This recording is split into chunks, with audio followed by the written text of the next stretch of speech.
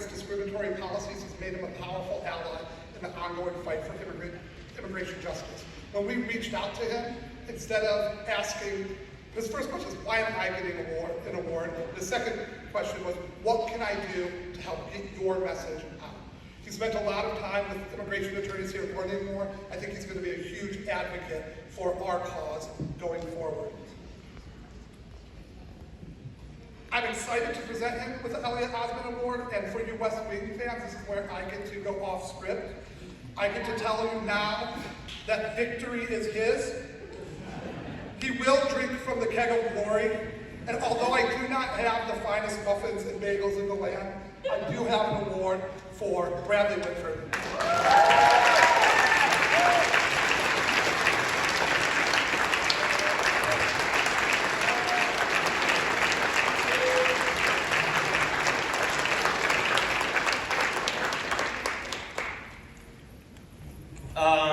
I'll get you out of here quick. I love preaching to the choir. Somebody once said, I don't know who it was, but they said, there's a reason you preach to the choir, so they'll sing.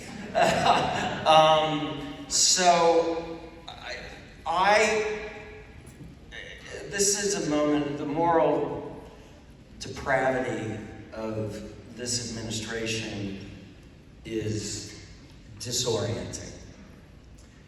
I have been upset since the election at the sort of acceptance of defeat that you are all examples of the defiance of. We need to be speaking up now more than ever. This particular issue, any rational understanding of this country is that immigrants are our greatest asset, that waves of immigrants come periodically and attempt to hold this country up to its spectacular, unfulfilled potential. They should be celebrated, not vilified. I was horrified in the last election at this depraved political movement's use of vulnerable human beings as political footballs. It's obscene. And this issue has been frustrating to me for a long time because it's not a partisan issue. The human way to approach this issue is to not live in their framework of defending ourselves on immigration, defending immigration itself.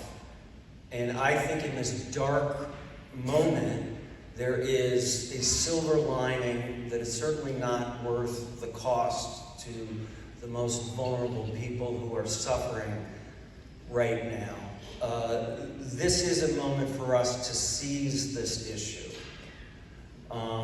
Because people who fell for the false frame are, I can tell you, I live in Pasadena, where yesterday masked ICE officers were jumping out of vans with guns.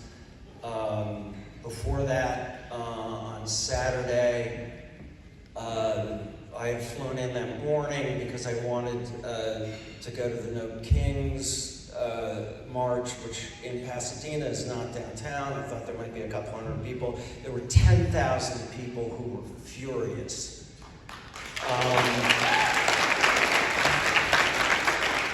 And I think there is a real opportunity here to amplify the human cost of this misguided policy. It's always depressing to me. I think we can do both things. there's obviously, you know, we're not going to deal with climate change until Florida becomes uninsurable, I guess. You know, it always bothers me that the moral comes in the wake of the economic. So we need to make we have a very strong economic issue to make. We have a civic issue to make. And yes, we have a moral issue to make that I think people are really prepared to step up to. We've come out of the darkness and the immediate aftermath of the election. If anybody watches A Handmaid's Tale, my dark joke was that the sort of left and Democrats post-election was like the worst Handmaid's episode ever, where the girls are getting raped and June's about to be executed, and she turns to the camera and says, "I hear they're really incompetent," which is no way to function. I grew up in a time, I think a lot of us did, where democracy was inevitable. I remember, here's a name drop, Bill Clinton. When we visited the White House, he had the first time when we were doing West Wing, he pointed at a laptop and he said, "That's going to spread democracy." He was wrong about that. The nursing mothers were able to get together, and so were the Nazis. But I grew up in a time where naively we thought democracy was inevitable. We thought that this country, for all its flaws, was moving towards a more inclusive interpretation of our founding documents. And we have learned that is not true. And I want to thank you for doing the real work, for understanding the fundamental truth that you don't get a democracy. You got to make it every damn day.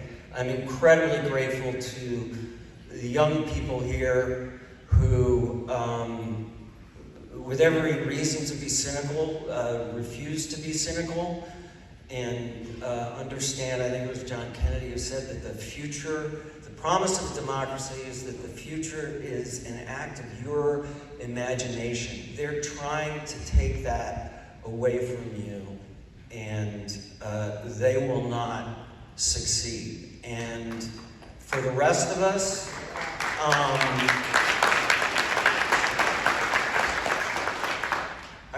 you know, again, what Lee said, we cannot, in this darkness, we need to see the organizing opportunity. Despair is a luxury that our children cannot afford, and action is the antidote to despair. So thank you for the work you do. I will do everything I can to amplify it. And I'm grateful to all of you. It's nourishing.